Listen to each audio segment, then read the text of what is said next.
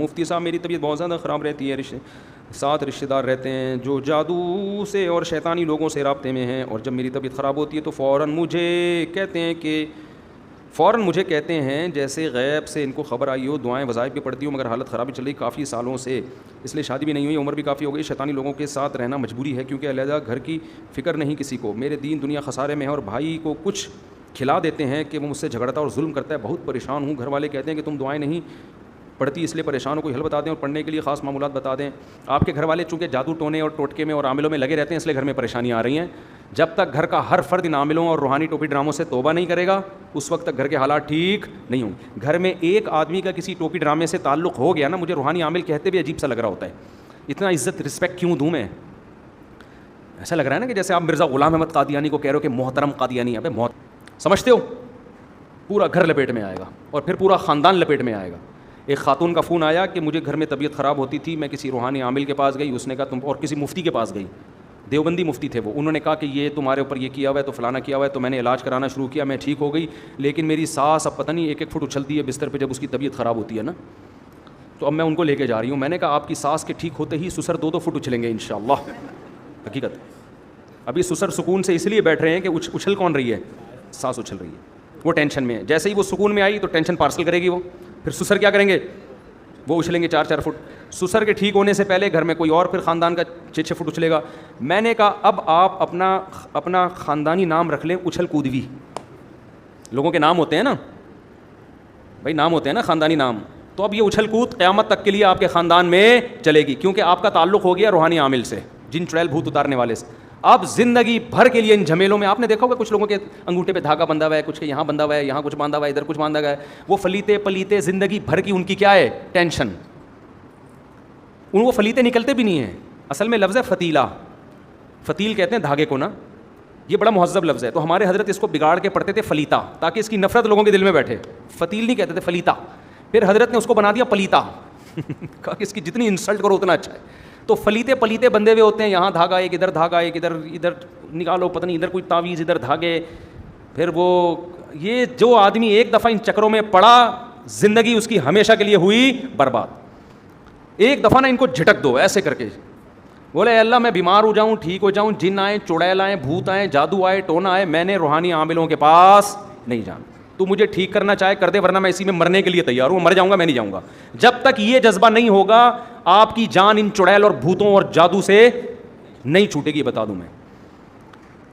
اور سنت جو رقیہ ہے، سورہ فلق سورہ ناس پڑھ کے رات کو دم کیا کرو اپنے اوپر، آیت الکرسی پڑھو۔ بہت زیادہ آپ نے علاج کرانا ہے، مسجد کے امام کے پاس چلے جاؤ، امام صاحب آپ 5 وقت کے نمازی ہیں، ہم سے اچھے ہی ہوں گے آپ، تو آپ آیت الکرسی پڑھ کے ہم پہ دم کر دیں، بس۔ سمجھ میں آ رہی ہے بات؟ لیکن اگر امام کا کام ہی ہے یہ روحانی ٹوپی ڈرامہ ہے تو پھر نہ جاؤ اس کے پاس، کام یہ نہ ہو پھر کر لو آپ، بھائی دم تو کوئی بھی کر سکتا ہے نا، تو اس کے پاس چلے جاؤ، رقیہ آیت الکرسی پڑھ لے، سورہ فاتحہ پڑھ۔ اس سے آگے اگر آپ بڑھے تو چاہے دیوبندیوں کے باپ کا خلیفہ ہو، چاہے تبلیغی جماعت میں ریون میں بیٹھتا ہو، چاہے اہل حدیث ہو، چاہے بریلوی ہو، میں ممبر پہ اتنی بڑی بات کر رہا ہوں لیکن لوگوں کو سمجھ میں مخالفت بول رہا ہوں، میرے خلاف ہو رہے ہیں کہ اتنے کانفیڈنس کے ساتھ تم ایسے لپیٹ دیتے ہو، تو کچھ ہے تو لپیٹ رہا ہوں نا اتنے کانفیڈنس کے ساتھ، یہ میرا کیوں نہیں بگاڑتے روحانی ٹوپی ڈرامے؟ 2-4 چڑیلیں بھیج دینا یار، 2-4 بھوت بھیج دیں ہمارے اوپر بھی، یہ 20 سال سے میں چیلنج کر رہا ہوں، ان تلوں میں تیل نہیں ہے، اور یہ حیران ہوتے ہیں یار یہ اتنے کانفیڈنس کے ساتھ ہماری پول پٹیاں کھولتا کیسے، کو بتایا کس نے؟ صحیح ہے نا؟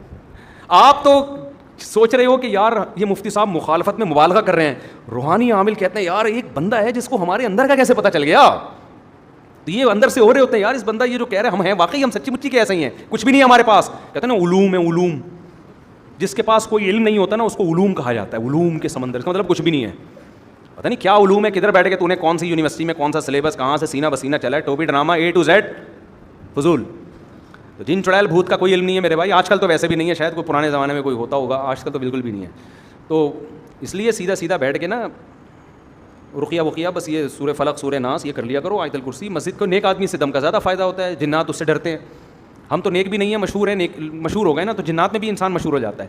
تو مجھے تو کس بندے کا جن چڑھا ہوا تھا تو میں گیا تو وہ جن میرے سے بحث کر رہا ہے نا، میں تیرے کو چھوڑوں گا نہیں، میں نے کہا تیرے باپ نے ایسی کی تیسی تو دیکھتا ہوں میں نے ایسے آستینیں چڑھا لی، تو ان سے اسی اسٹائل میں بات کرو تو یہ ایسے ہوتے ہیں۔ اگر آپ ڈر گئے نا، اچھا میں کسی عامل کو فون کر رہا ہوں، جن سمجھ جاتا ہے بیٹا میری دال کہاں گلے گی، یہاں گلے، جن جب بات کرے نا آپ سے ایسی کی تیسی، آپ بولے تو سالے تو پتہ نہیں ہے تجھے میں کون ہوں، اندر سے بے شک کپ کپا رہے ہو آپ صحیح ہے.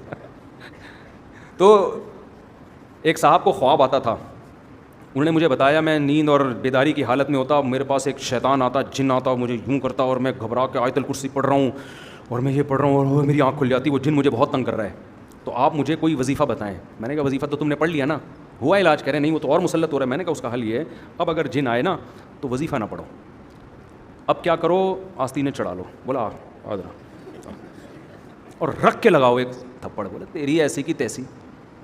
اب یہ اس کے لیے تھوڑا کانفیڈنس چاہیے, اس کے لیے وہی کر سکتے ہیں جس میں 4 شادیوں کا جذبہ ہو.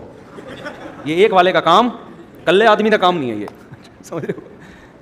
ایک آدمی کی بیوی پہ جن چڑھ گیا, کسی نے آ کے بتایا بھابھی پہ جن چڑھ گیا ہے, اس نے کہا خود ہی نمٹے گا, خود ہی بھگتے گا, ہم سے مشورہ لیے بغیر آ گیا اس کے اوپر. تو اس کا خیال یہ تھا کہ جن پچھتائے گا, خود ہی بھگتے گا. تو کیونکہ اللہ نے بیوی میں جو طاقت ہے وہ جن چڑیل بھوت سے کئی گنا زیادہ رکھی ہے, تو جو بیوی سے نہیں ڈرا تو جنات سے کہاں ڈرے گا وہ. تو کبھی بھی ایسا ہونا کوئی چڑیل بھوت کوئی یوں رکھ کے لگاؤ تھپڑ, وہ دفاع ہو یہاں سے, وہ بھاگ جائے گا اور آئندہ کبھی بھی نہیں آئے گا. تو ان صاحب کو میں نے کہا اب آئے نا تو آپ نے کیا کرنا ہے, یہ دماغ میں تو نیند میں تو یاد نہیں رہتی باتیں, لیکن آپ نے کیا کرنا ہے, آپ نے رکھ کے لگانا ایک تھپڑ. تو وہ کہہ رہے ہیں میں نے جب یہ فیصلہ کر کے سویا تو آیا ہی نہیں اس کے بعد سے یہ انسان کے نا اپنی تخیلاتی دنیا میں بہت کچھ ہو رہا ہوتا ہے. تو اور یہ مخصوص لوگوں کو جن چڑیل بھوت نظر آتے ہیں, ہر آدمی کو نہیں آتا, جنہوں نے مسلط کیا ہوا ہے اپنے اوپر. تو اس لیے ان چیزوں سے بالکل, اور اگر کوئی واقعی ہو رہا ہے تو سورہ فلق ہے, سورہ ناس ہے. ہمارے نبی کا علاج سورہ فلق سورہ ناس سے ہو گیا, تو ہم اور آپ کس کھیت کی مولی ہیں بھائی. تو علاج کرو, سورہ فاتحہ آیت الکرسی پڑھ لو, انہی چیزوں سے. پھر بھی ٹھیک نہیں ہوتے تو صبر کرو, بس صبر کے علاوہ کوئی آپشن نہیں ہے. نفسیاتی زیادہ تر 99% نفسیاتی بیماریاں ہوتی ہیں, نفسیاتی ڈاکٹر کو دکھاؤ. اگلا سوال بھی اسی قسم کا ہے کہ جی وہ یہ بھی کسی نے پوچھا آپ عاملوں کے خلاف ہیں. ہمارے اس خلاصہ سنا رہا ہوں, ہمارے ایک بندہ بیمار تھا, ہم عامل کے پاس لے گئے, واقعی ٹھیک ہو گیا. تو آپ تو کہتے ہو ٹھیک نہیں ہوتے, تو ٹھیک ہو جاتے ہیں دوبارہ ہو جائے گا, یہ ٹھیک نہیں ہوتے. یہ کیا ہو جائے گا, دوبارہ گڑبڑ ہو جائے گی. یہ وقتی طور پر ہی ہو رہا ہوتا ہے. یہ ٹھیک ہو گیا تو کسی دوسرے کو ہو جائے گا, پھر کسی تیسرے کو ہو جائے گا. یہ زندگی بھر کے لیے ایک ٹینشن. اور بعض دفعہ انسان کو کچھ بیماری نہیں ہوتی, ایک نفسیاتی ہوتا ہے کہ مجھے دم کیا تو اب میں, وہ مریض اپنی کانفیڈنس کی بیس پہ ٹھیک ہو رہا ہوتا ہے, اس میں اس عامل کا دخل نہیں ہوتا. ایسے بھی کیسز ہیں کہ کسی عامل سے علاج کرایا, واقعی سچی مچی میں ٹھیک ہو گیا, وہ اس کے عامل کا دخل نہیں ہے. پیشنٹ کے دماغ میں ایک بات ہوتی ہے کہ میرا علاج ہو رہا ہے, اس نفسیاتی اثر کی وجہ سے پیشنٹ کیا ہو جاتا ہے ٹھیک. ہمارے حضرت نے تجربہ کیا, ہمارے حضرت نے کسی کو علاج بتایا جن چڑیل بھوت کا نا, علاج یہ بتایا کہ یہ تسبیح لو اور 10 منٹ تک یہ والا ذکر کرو. اب جب تسبیح سے کرنا ہے تو 10 منٹ کا کیا مطلب ہے بھائی. ابے تسبیح تو گننے کے لیے ہوتی ہے نا, 200 دفعہ کرایا 10 منٹ, لیکن پکڑائی کیا, تسبیح. حضرت نے فرمایا یہ نفسیاتی کھیل ہے. اگر میں ایسے ہی کہہ دیتا نا 10 منٹ بیٹھ کے یہ دعا پڑھو, تو وہ ماحول نہیں بنتا. اس کے ہاتھ میں تسبیح ہے بھائی, تسبیح پہ گھما رہا ہوں میں, ہیں, تو وہ تصور سے ٹھیک ہو جائے گا. یہ تو یہ نفسیاتی ٹوٹکے ہوتے ہیں, اس طرح سے تو بندہ ٹھیک ہو جاتا ہے. تو یہ عامل لوگ بھی یہ کر رہے ہوتے ہیں, تو ان کے پاس لے جاؤ, وہ کسی کے پاس بھی لے جاؤ. چلیے پہلے میں کرتا ہوں جلدی سے. وظائف کے خلاف بیان دیتے ہیں جبکہ بہت سلم حکیم قرآن جو ثابت ہوتے ہیں.